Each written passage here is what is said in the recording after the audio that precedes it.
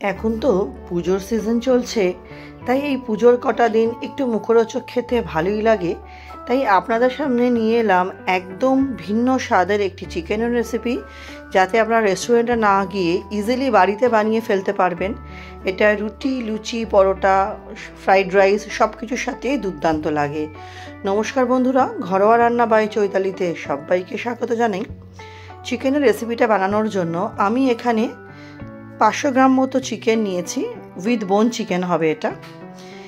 চিকেনগুলো আমি একটু প্রথমে সাদা তেলে একটু ভালো করে ফ্রাই করে নেবো এপিট ওপিট।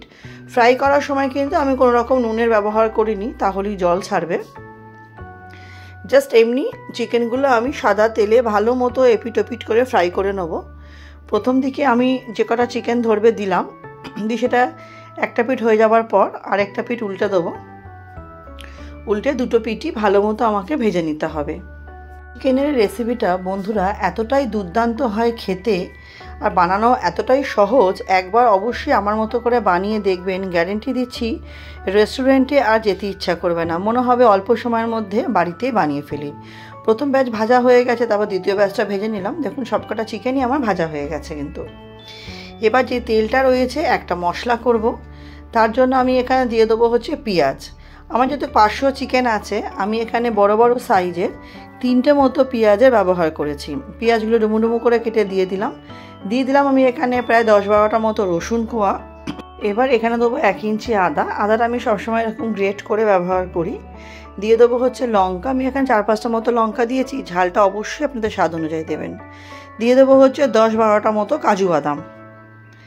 দিয়ে অল্প একটুখানি নুন দিয়ে মশলাটা আমি ভাজা ভাজা করে নেবো। খুব একটা বেশি ভাজা দরকার নেই, যতক্ষণ না কালার চেঞ্জ হচ্ছে পেঁয়াজের, লঙ্কার, আদার, কাজু বাদামে, ততক্ষণ এটাকে ভাজা ভাজা করে যেতে হবে। ভাজা ওই মিনিট, আমি ধরুন মিনিট 2 ধরে ভাজাটা আমি করেছি। ভাজা করে নেওয়ার পর অবশ্যই কিন্তু এটা একটা প্লেটে নামিয়ে ঠান্ডা করে নিতে হবে। ঠান্ডা করে তারপরে এটাকে আমি পেস্ট করে নেবো।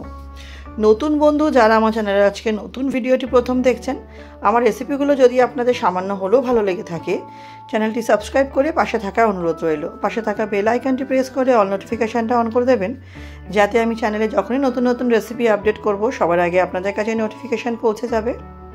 দেখুন আমার ভাজা হয়ে গেছে। এবার আমি একটা চামচের সাহায্যে সমস্ত মশলা একটা প্লেটের মধ্যে তুলে নিচ্ছি। তুলে ওটা হালকা ঠান্ডা করে নেব। তারপরে আমি মিক্সিতে দিয়ে দিচ্ছি হচ্ছে পেস্ট করার জন্য। পেস্টটা একটু স্মুথ করতে হবে, যাতে কোনো কাজু বাদাম বা কোনো কিছু যেন গোটা গোটা না থাকে। দেখুন সবটাই দিয়ে দিলাম। এবার আমি যেটুকু তেল ছিল তার মধ্যে আমি লবঙ্গ, এলাচ আর শুকনো লঙ্কা ফোড়ন দিলাম। ফোড়ন দিয়ে ফোড়নটা আমি হালকা একটু ভাজা করে নেবো। কয়েক সেকেন্ড, 3-4 সেকেন্ড ফোড়নটা হালকা ভাজা করে নেবো। যেহেতু মাংসও ভেজেছিলাম, কড়ার মধ্যে একটু লেগে ছিল, তাতে অসুবিধা নেই, এটা পরে আস্তে আস্তে মিশে যাবে। ফোড়নটা ভাজা হয়ে যাওয়ার পর আমি যে মশলাটা বেটে রেখেছিলাম সেটা আমি দিয়ে দিলাম। পুরোটাই দিয়ে দিলাম। আর মশলার বাটি দিয়ে সামান্য একটু জল দিয়ে দেবো। জল দিয়ে মশলাটা আমাকে খুব ভালো মতো কষাতে হবে। কষাতে দেখবেন মশলাটা আলতো ঘন হয়ে আসে, মশলার কালারও চেঞ্জ হয়ে যাবে, আর তেলও ছাড়তে শুরু করবে। যতক্ষণ না তেল ছাড়বে আমাকে একটা কন্টিনিউয়াসলি কষিয়ে যেতে হবে, কারণ এর মধ্যে কাজু বাদাম আছে, নাহলে নিচে লেগে যেতে পারে। একটাই অনুরোধ করব, ভিডিওটি যখনই দেখা শুরু করবেন এটা লাইক দিয়ে দেখা শুরু করবেন। আপনারা অনেকেই ভিডিও দেখছেন কিন্তু লাইক দিতে ভুলে যাচ্ছেন, এবং স্কিপ করবেন না। স্কিপ করলে পুরো পদ্ধতিটাই মিস করে যাবেন কিভাবে এই রেসিপিটা আমি বানালাম। গ্যারেন্টি দিচ্ছি আমার মতো করে একবার বানিয়ে দেখবেন, আপনাদের দুর্দান্ত লাগবে খেতে। এইভাবেই চিকেন বারবার বানাতে ইচ্ছা করবে। অল্প একটু গোলমরিচ দিয়ে দিলাম এই টেস্টটাকে আরও দ্বিগুণ বাড়াবার জন্য। আপনারা চাইলে নাও দিতে পারেন, এটা অপশনাল। দিয়ে একটু ভালো মতো কষিয়ে নিতে হবে। রেসিপিটা বেশি ভালো লাগলে বন্ধুরা বন্ধুবান্ধব ফ্যামিলির সাথে শেয়ার করবেন। সুন্দর কমেন্টের মাধ্যমে উৎসাহিত করবেন। আপনাদের একটা কমেন্ট বা একটা লাইক আমাদের মতো ছোট্ট ক্রিয়েটারদের এগিয়ে যেতে অনেক সহযোগিতা করে। দেখুন মশলার রং পুরো চেঞ্জ হয়ে গেছে আর দারুণ একটা কালার এসছে। এই পর্যায়ে আমি এর মধ্যে 3 চামচ মতো দই আমি খুব ভালো মতো ফেটিয়ে রেখেছিলাম, সেটা দিয়ে দেবো। সেই দইটা দিয়ে আমাকে কন্টিনিউয়াস নাড়িয়ে যেতে হবে, যাতে দইটা আমার ফেটে না যায়। আমি কিন্তু এখনও অবধি এর মধ্যে খুব একটা বেশি জলের ব্যবহার করিনি, সামান্যই জল দিয়েছিলাম। মশলার বাটি ধোয়া জল। এবার দইটা দিয়ে খুব ভালো মতো আমাকে একটা কষাতে হবে বন্ধুরা। কষাতে কষাতে দেখবেন কালারটা চেঞ্জ হবে আবার, আর সুন্দর তেল ছাড়তে শুরু করবে। এই মশলাটা কষানোটাই হচ্ছে মেন এই রেসিপির, যাতে টেস্টটা দ্বিগুণ হয়। অল্প একটুখানি নুন দিয়ে দিলাম, অবশ্যই নুনটা আপনাদের স্বাদ অনুযায়ী দেবেন কিন্তু, কারণ আমি আগেও নুন দিয়েছি সেই জন্য। যখন মশলাটা দেখবো খুব ভালো মতো আমার কষে গেছে, আমি ভেজে রাখা মাংসগুলো এর মধ্যে দিয়ে দেবো। ভেজে রাখা মাংসগুলো এর মধ্যে দিয়ে খুব ভালো মতো মাংসের সাথে মশলাটা আমাকে কষিয়ে নিতে হবে, যাতে মাংসের মধ্যে আমার মশলাটা ঢুকে যায়। কষাতে কষাতেই আমার মাংসটা হাফ সেদ্ধ হয়ে যাবে। আর এই রেসিপিটা বন্ধুরা এতটাই দুর্দান্ত হয় খেতে যে কি বলবার, খুব অল্প সময়ের মধ্যে হয়ে যায়। বাড়িতে যখন কোনো অকেশন হবে বা হঠাৎ করে কেউ চলে আসলে ফ্রিজে যদি মাংস থাকে, এটা ইজিলি আপনারা বানিয়ে নিতে পারবেন। আমি মিনিট 3 মতো ঢেকে রেখেছিলাম। দেখুন দুর্দান্ত একটা কালার এসছে, আর তেল ছাড়তেও শুরু করেছে, নিচে অল্প অল্প একটু লেগেও গেছে।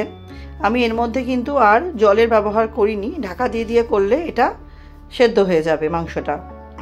আমি এভাবেই করেছি।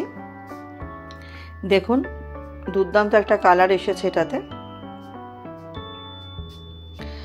বন্ধুরা আপনাদের কার কার চিকেন খেতে ভালোবাসেন একটু অন্যরকমভাবে অবশ্যই জানাবেন।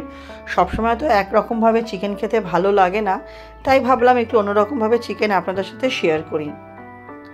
আপনারা অবশ্যই এটা বানাবেন, আর কেমন লাগলো অবশ্যই কিন্তু জানাবেন। অল্প একটু কসুরি মেথি দিয়ে দিচ্ছি। কসুরি মেথিটা চাইলে আপনারা ড্রাই রোস্ট করে দিতে পারেন, আমি কসুরি মেথিটা ড্রাই রোস্ট করিনি, জাস্ট হাতে একটু রাব করে কসুরি মেথিটা দিয়ে দিলাম, তাতে গন্ধটাও ভীষণ সুন্দর আসে আর খেতেও কিন্তু দুর্দান্ত হয়। রেসিপিটা বন্ধুরা আমার দেখুন কমপ্লিট হয়ে গেছে। এবার হচ্ছে প্লেটিং করার পালা, মানে পরিবেশন করার পালা। তাহলে আমার রেসিপিটা কেমন লাগলো বন্ধুরা অবশ্যই কিন্তু জানাবেন, আপনাদের কমেন্টের অপেক্ষায় থাকব। আমার সাথে ভিডিওটি শেষ অবধি দেখার জন্য আপনাদের সকলকে অনেক ধন্যবাদ বন্ধুরা। আর এরকম নিত্য নতুন রেসিপি আপডেট পেতে অবশ্যই চ্যানেলটাকে সাবস্ক্রাইব করে পাশে থাকবেন। আজকের মতো ভিডিওটা আমি এখানেই শেষ করছি। নেক্সট দিন আবার হাজির হয়ে যাব নতুন কোনো রান্নার সাথে। সবাই খুব ভালো থাকবেন, সুস্থ থাকবেন, আর খুব ভালোভাবে পুজো কাটাবেন, সাবধানে কাটাবেন।